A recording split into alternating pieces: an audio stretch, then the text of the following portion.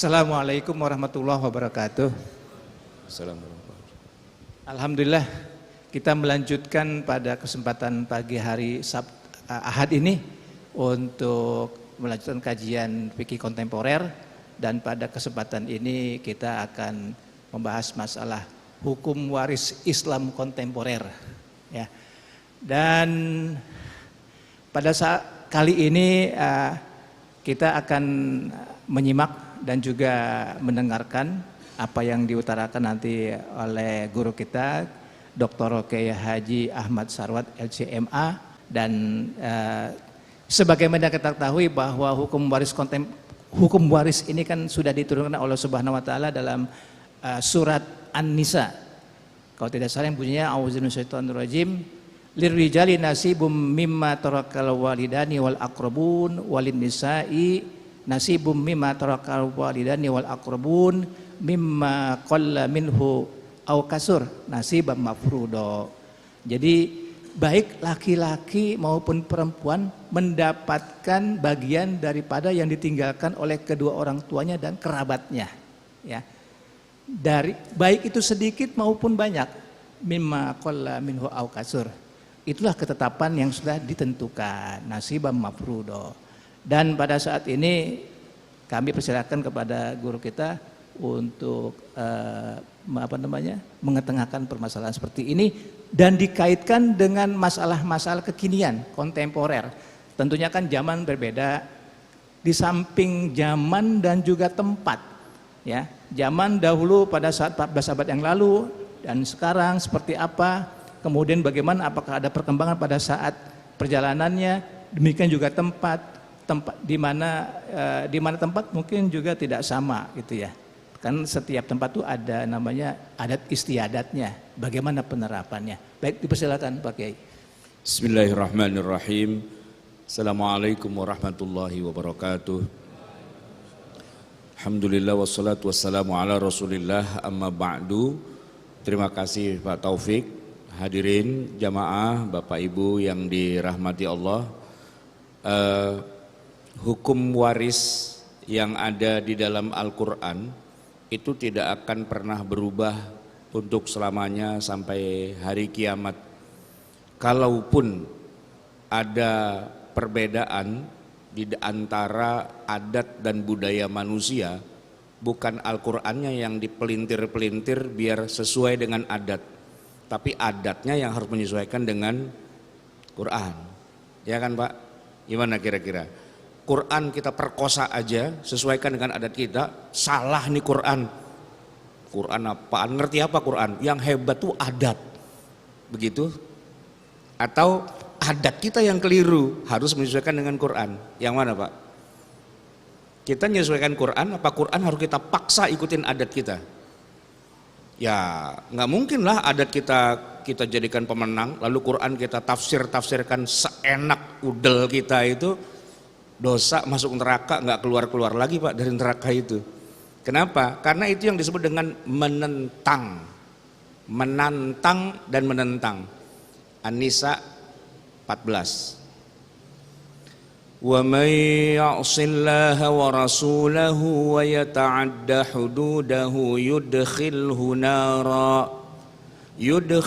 naran khalidan fiha wa lahu 'adzabun muhin.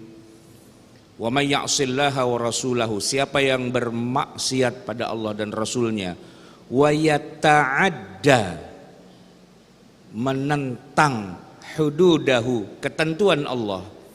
Hudud itu maknanya banyak, tapi kalau konteksnya An-Nisa 14 itu ada kaitannya dengan An-Nisa 11, 12, 13 sebelumnya. Apa An-Nisa 11? Yusikumullahu fi auladikum lidzakari mithlu hazzil unthayain. Quran Pak, muhkam, tidak pernah mansukh. Allah berwasiat, ini wasiat Allah loh, pesan-pesan Allah. Fi auladikum, dalam membagi waris anak-anakmu, lidzakari, setiap satu anak laki-laki bagiannya seperti hadzil unthayain. Siapa yang menentang ayat ini yudkhilhu naran, Allah masukkan ke dalam neraka, khalidan fiha, abadi di dalam neraka. Abadi, Pak. Jangan coba-coba ngotak-ngatik ayat Quran.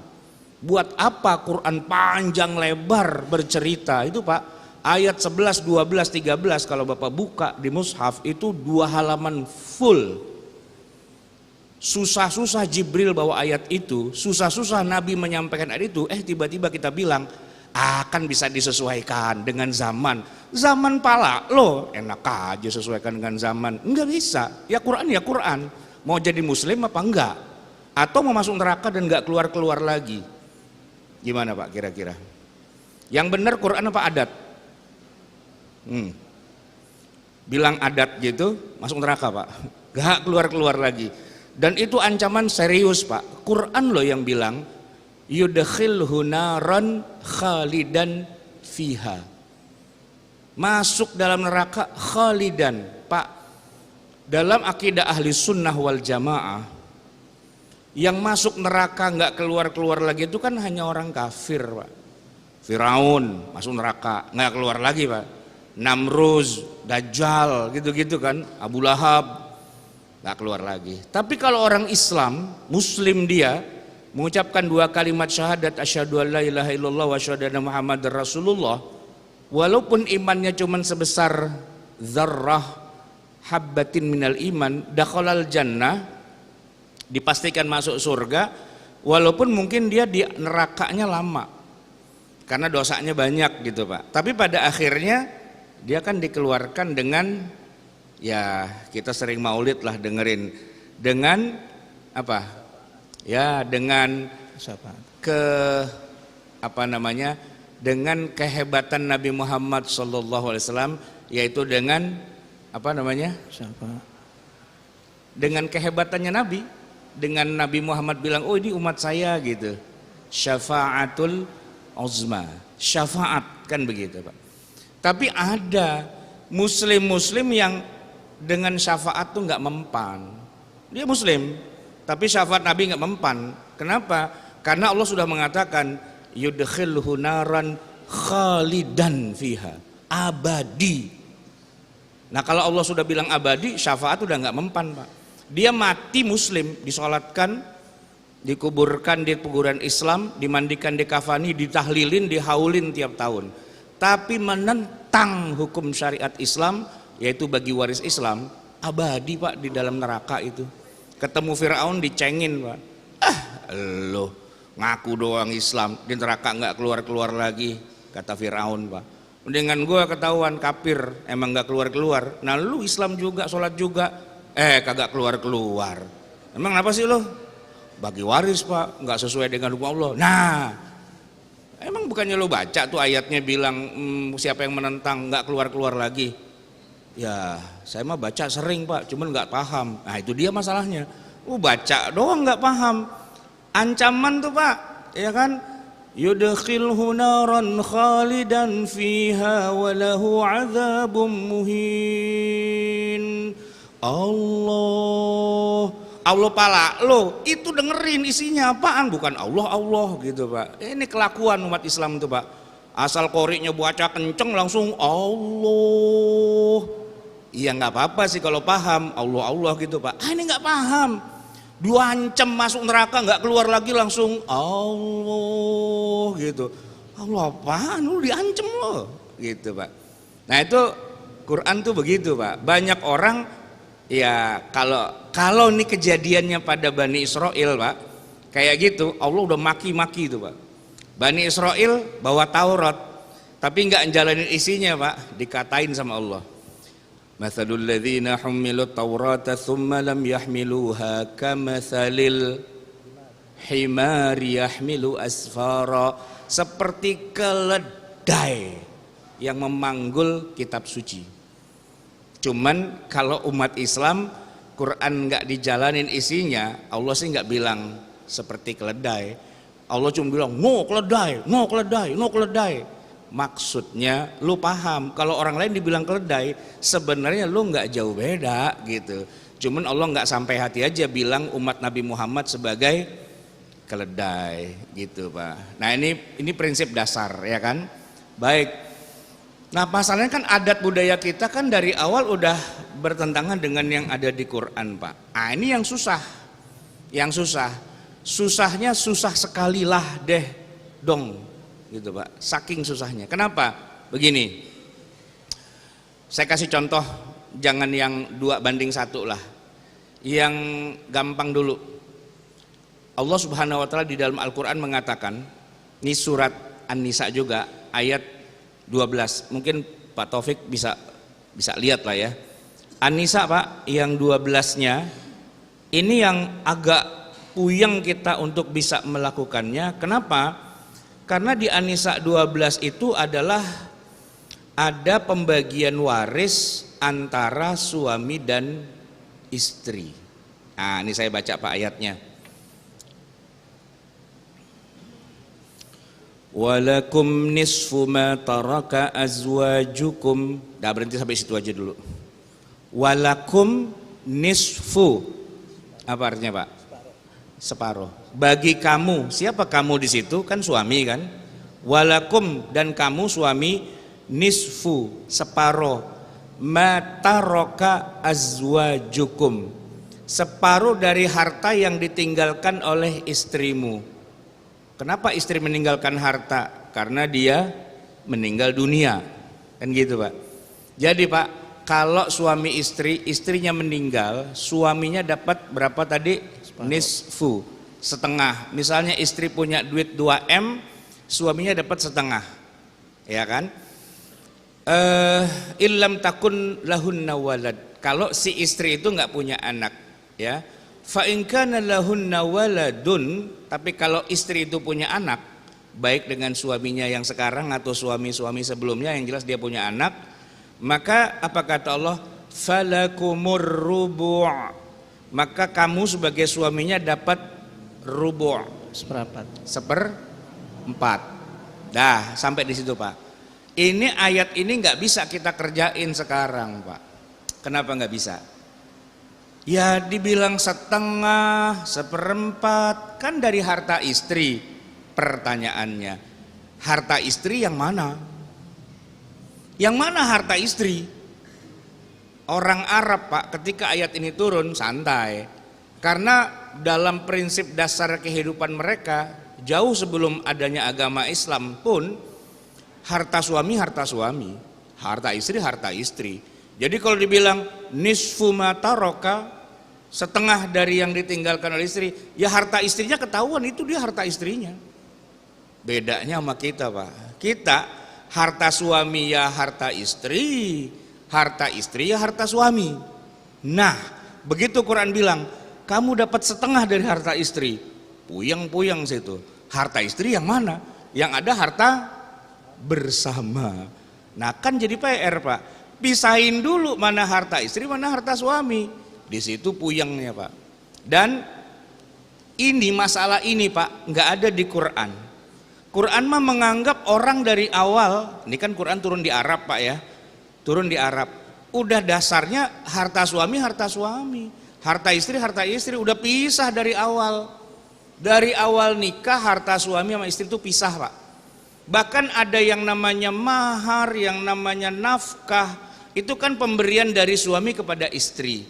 Kalau di kita Pak, mahar aja itu hampir kayak nggak ada gunanya. Pemberian mahar Pak, nggak ada gunanya di Indonesia. Formalitas doang. Ya nggak Pak? Saya nikahkan kamu dengan putri saya yang bernamanya Fulana binti Fulan, ya kan? Dengan mas kawin, seperangkat alat sholat dibayar tunai. Seperangkat alat sholat itu apaan sih Pak? Sejadah, mau kena kayak mau enggak kayak gitu. Berapa duit? Cepek Pak, cari di Tamrin situ udah banyak tuh Pak. Cepek doang gitu loh. Sama mushafnya masih ada tulisannya wakaf kerajaan Saudi Arabia. Gratis juga lu dapat gitu kan. Ya kan? Padahal kalau orang Arab Pak, yang namanya mahar dari awal itu Pak, itu jadi urusan. Nabi SAW itu masih muda kan, usia 25, nikah sama Khadijah, mahar berapa Pak? Onta berapa biji? 10. Pak, onta harganya berapa duit? Ya nggak ada yang tahu lah ya, kan nggak ada yang jual onta. Anggaplah sapi. Sapi berapa duit kemarin kita beli? 25-30. 25 dah ya, ya sama temen gitu kan, buat langganan. 25 kali 10 berapa Pak? 250. Ada nih diantara kita yang ngasih mahar 250 juta ke bininya? Nggak ada Pak. Kalau sampai ada jitak kepala kucing, nggak ada. Nggak ada. Lagian istri-istri kita juga gitu dikasih, hah mahar 250 juta, banyak banget, ntar riak gitu Pak. Ya kan? Padahal kalau di negeri Arab ya mahar dalam arti harta itu. Mesir Pak, di Mesir sampai hari ini yang namanya mahar itu apa? Yang namanya mahar ya rumah dengan segala isinya. Pak Taufik punya anak perawan kan? Ada. Udah ada yang ngelamar belum? Oh masih kecil ya? Misal kata suatu ketika ada pemuda datang, Pak saya mau ngelamar anak bapak. Yang ditanya itu, kalau di kita udah kerja apa belum? Tapi kalau di Mesir bukan. Rumah lo yang mana? Gitu. Yang buat mahar maksudnya, rumah lo yang buat mahar yang mana? Tunjukin. Oh yang ono gitu kan. Jadi memang dari awal yang namanya mahar itu rumah mafrusyah dengan segala isinya. Jadi ntar kalau dia kawin tinggal di rumah itu punya siapa Pak? Punya suami apa punya istri apa punya bersama? Dasarnya punya suami, dijadikan mahar menjadi milik istri, ya kan? Berarti itu milik istri. Walaupun si suami baru DP doang. Nggak apa-apa, boleh. Makanya di Mesir Pak, yang namanya mahar itu disebut dengan muqaddam. Muqaddam itu bahasa kitanya DP. Rumah seharga 500 juta, DP-nya baru 50 juta, masih kurang 450 juta. Dia cicil tuh Pak selama 20 tahun, itu rumah tetap milik istri. Nah, kalau suami mau kawin lagi, bisa, boleh. Tapi lu siapin lagi rumah baru lagi. Nah ini cicilan aja belum lunas, lu mau nyicil lagi gitu Pak. Nah, di Mesir tuh nggak ada orang kawin lagi nggak ada. Kenapa? Harganya mahal Pak, gitu. Nah makanya yang dari sono pada kesini kawin mulu, kenapa? Murah, mari murah. Ah, murah Pak di sini Pak, murah banget, gitu kan. Cuman modal 250.000 perak, dapat mukena, dapat sejadah, sama dapat mushaf, gitu Pak. Selesai kan? Itu pun setelah udah nikah, mukenanya di mana? Sejadahnya kemana? Bodoh amat, ya kan? Nah itu Pak, dari awal kan adat kita emang udah beda dengan bangsa Arab yang ketika nikah pun mahar tuh jadi urusan. Kalau di kita mahar nggak jadi urusan Pak, yang jadi urusan catering, ya kan? Gedungnya di mana? Gitu, ya kan? Mau pakai apa? Adat mana? Kan gitu. Injak telur apa enggak? Telurnya direbus dulu apa mentah aja? Kan gitu. Injak telur direbus Pak, kagak pecah-pecah itu. Mau siraman apa enggak? Begitu Pak, yang diributin cateringnya, yang diributin hari kejadiannya gitu. Kalau di Arab, mau diramein boleh, nggak diramein nggak apa-apa, yang penting mahar gitu Pak. Masuk tuh angkanya sekian, kan begitu. Karena nanti untuk kehidupannya itu yang lebih penting daripada pestanya. Tapi kalau saya nih Pak, orang Betawi emang yang penting pestanya, karena di Betawi itu ada kaidah biar tekor asal nyohor. Nah itu Pak, itu penting tuh, akidah nomor 1. Kalau ada Pancasila, sila pertama biar tekor asal nyohor. Yang penting nyohor dulu Pak, gitu kan. Apalagi zaman dulu, kalau nggak layar tancep Pak semalaman penuh, wah jadi bahan omongan sekampung tuh. Dia ngawinin tapi nggak manggil film layar tancep, wah jadi urusan itu Pak.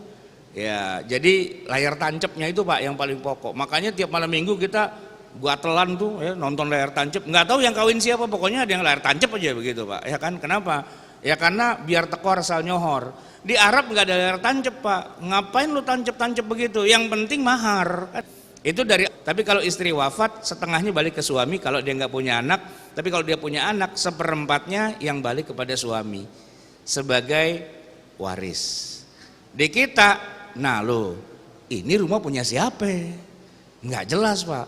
Orang belinya patungan, ya kan? suami cari duit, istri cari duit, bareng-bareng nih. Kan jadinya milik bersama, gitu kan Pak. Kalau itu masih mending Pak, bisa kita hitung-hitung, direken. Oh berarti suami 50%, istri 50%. Tapi ada kasus yang lebih parah Pak, seperti kakek saya, engkong saya. Gini Pak, nih saya ceritain. Bukan buka aib, tapi ya begitulah gambaran masyarakat kita. Nenek saya waktu itu adalah yang punya tanah dan rumah mewarisi dari orang tuanya.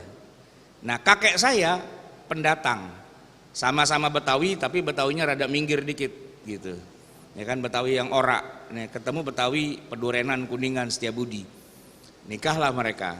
Waktu itu orang tuanya mertua masih ada, jadi nebeng lah hidup di pondok mertua indah gitu kan. Mertua meninggal, ya udah rumah itu jadi mereka tinggal di situ kan.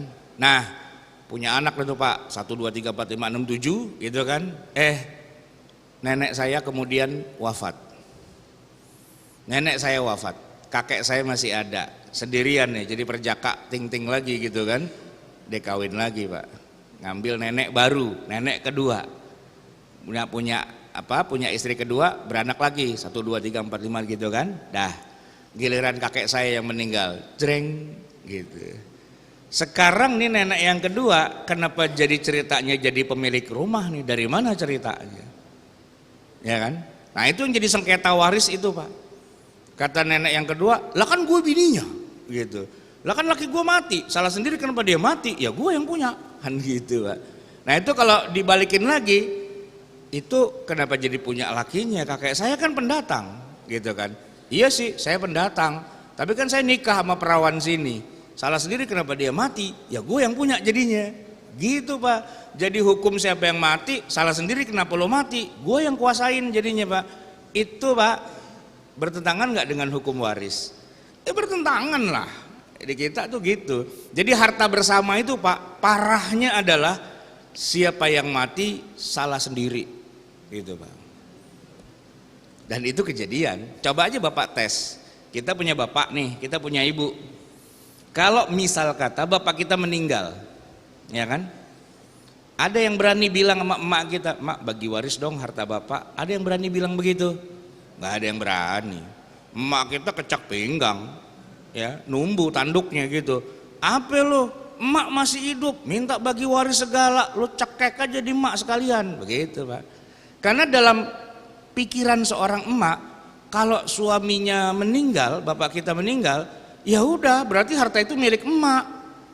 Kan milik berdua. Yang satu mati, ya jadi pemiliknya tinggal satu, bukan 1/8 dapatnya Pak, 8/8. Iya kan?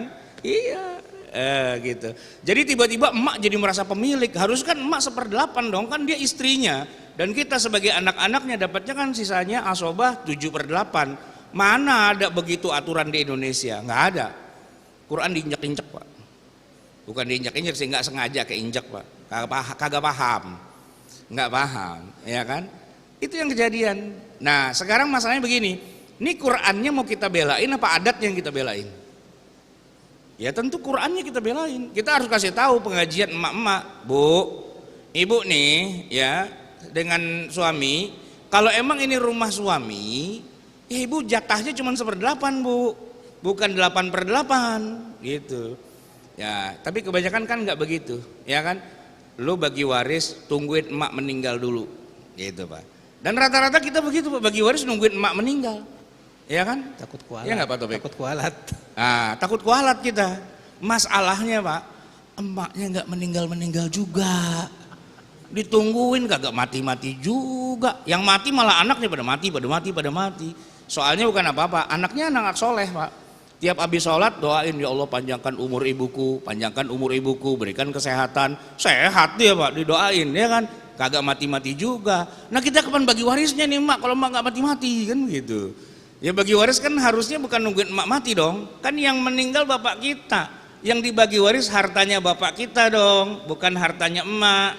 Nah emak dapat 1/8 dari harta bapak. Kata emak, gua kagak paham pikiran lo. Ya ini harta berdua, bapak lo mati ya berarti gue yang punya, kan gitu Pak. Di masyarakat kita Pusing-pusing dah, biar Pak Taufik yang mikirin tuh gimana cara. Jadi baik pakai, kalau kembali kepada asbabun nuzulnya ya. Jadi dikatakan tadi secara historis bahwa pada saat itu di adat Arab waktu itu, jadi kalau misalkan meminang seorang wanita kemudian dikasih mahar, itu menjadi milik istrinya, milik istri, milik suami. Jadi bahkan dalam Quran kalau tidak salah pernah dikatakan apabila dia melamar memperistri seseorang dan belum digauli kemudian dicerai, itu mahar bisa diambil lagi, begitu kan ya. Dan kemudian juga ada kisah seperti Abu Sofyan yang Hindun istrinya itu sangat komplain ke Rasulullah, saking nggak dikasih uang, pelitnya itu Abu Sofyan, sehingga dia mencuri mengapa tanpa seizin suaminya dia mengambil, karena memang itu pemberian memang haknya Abu Sofyan sebagai suami gitu kan, dan istri nggak boleh turut campur. Karena Rasulullah memberikan solusi ya nggak apa-apa, sedikit gitu kan ya, gitu kayak.